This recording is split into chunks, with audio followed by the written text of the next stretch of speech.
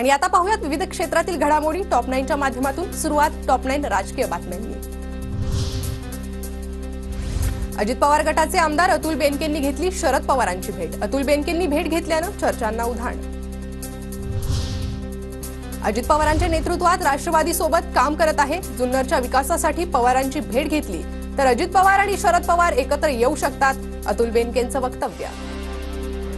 नाही, चर्चा काही नाही झाली, पण पवार साहेब आता जुन्नर तालुक्यामध्ये येत आहेत, तर जुन्नर तालुक्याचे लोकप्रतिनिधी नात्याने आणि त्यांच्या कुटुंबातला एक सदस्य नात्याने त्यांचं स्वागत करण्यासाठी मी तिथे गेलो होतो। याच्यामध्ये कुठली राजकीय अर्थ काढण्याचं काही कारण नाही। शेवटी पवार फॅमिली आणि आमच्या बेनके परिवाराचा गेली 40 वर्षाचा ऋणानुबंध आहे। अतुल बेनकेंनी भेट घेतली तर काय झालं? अतुल बेनकेंच्या शरद पवार भेटीवर अजित पवारांचं वक्तव्य। म्हणजे भेट घेतली म्हणून काय झालं? काल नाही असू दे ना, आज आम्ही पण अनेक आमदार माझी पण भेट घेतात। तुम्ही काय करता पत्रकार मित्रांनो, तुम्हाला बातम्या नसतात, त्याच्यावर ह्यांनी भेट घेतली त्यांनी भेट घेतली, त्याच्याबद्दल तुम्ही बेनकेंना विचारा ना की आपण का भेट घेतली। लोकसभेच्या निवडणुकीत ज्यांनी काम केलं ते आमचे। बेनकेंच्या भेटीनंतर शरद पवारांचं वक्तव्य।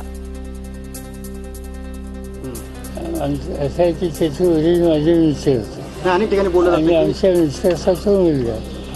त्याचं राजकारण काय होत असेल तर ती त्यावेळेला त्याचा निकाल घेऊ, त्याची काही इथे चर्चा करायचं काही कारण नाही।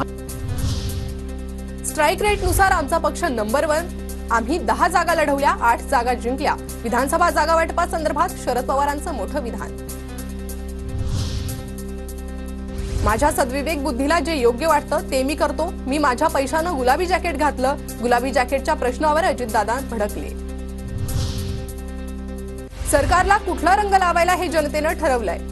अजितदादांच्या गुलाबी जॅकेटवरून विजय वडेट्टीवारांचा टोला।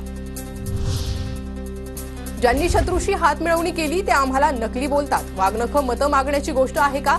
सरकारकडून श्रद्धेचा व्यापार सुरू। वाघनखांचा अवमान शिंदे, फडणवीस, अजित पवार करत आहेत, राऊतांची टीका।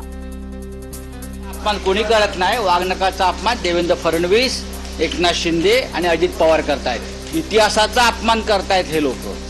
वाघनख ही का मतं मागण्याची वस्तू आहे का? केंद्रीय गृहमंत्री अमित शहा उद्या पुणे दौऱ्यावर। आता लक्ष महाराष्ट्र विधानसभा। पुण्यात भाजपची बॅनरबाजी।